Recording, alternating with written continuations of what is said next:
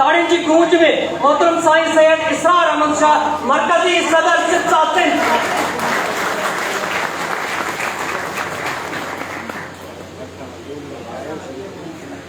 इब्तदा है रब जलील के बरकत नाम से जिसके कब्ज़े कुदरत में हम सबकी जान है।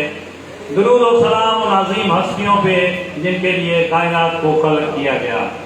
इंतहाई लायक एहतराम हाजी मोहम्मद अशरफ खासकेरी साहब, इंतहाई लायक एहतराम असांजी सॼी तंज़ीमन जी मरकज़ी क़यादत, इंतहाई लायक एहतराम असांजी डिविज़नल क़यादत, सभिनी तंज़ीमन जी डिस्ट्रिक्ट क़यादत, district Ghotki, district Sukkur, district Khairpur, अस्सलाम वालेकुम।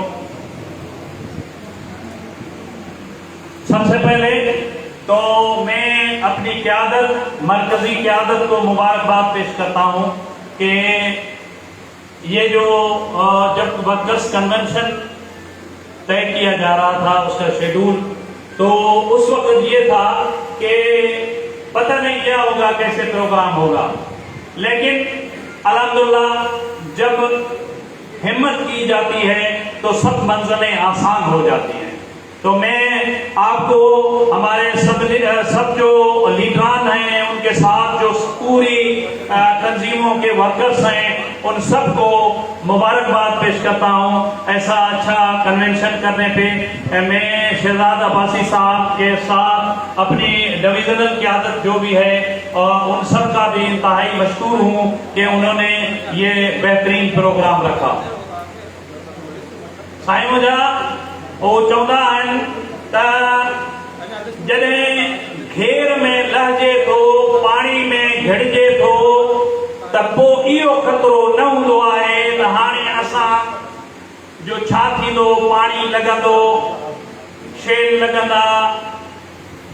जेकॾहिं असांखे हिन असांजे प्रोग्राम खे कामयाब बणाइणो आहे त ख़ाली ॻाल्हि सां हींअर कुझु न थींदो।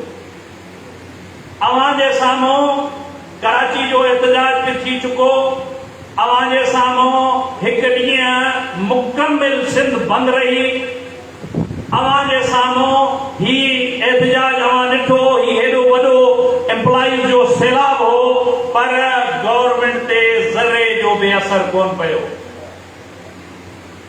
न कंहिं क़यादत सां को मामलात ॻाल्हाया विया, न किथे इहो महसूस करायो वियो त असांजा ही हेॾा वॾा जेके एम्प्लॉइज आहिनि सिंध जा, इहे एम्प्लॉइज परेशान आहिनि त को गवर्नमेंट खे खौफ़ को ख़तरो आहे। न,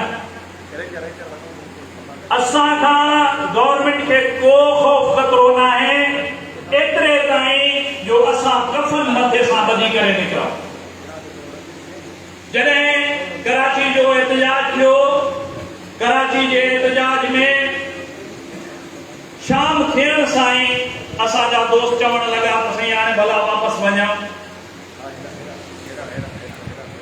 क़यादत ते ऐं सभिनी टीचर्स ते, ख़ुसूसन हुन में टीचर्स जो तादाद वधीक हो, शेल हलाया विया, अरेस्ट कयो वियो। असांजे तरफ़ां कोई रिएक्शन न हो। नेक्स्ट डे ते क़यादत गिरफ़्तार थी मोटी आई।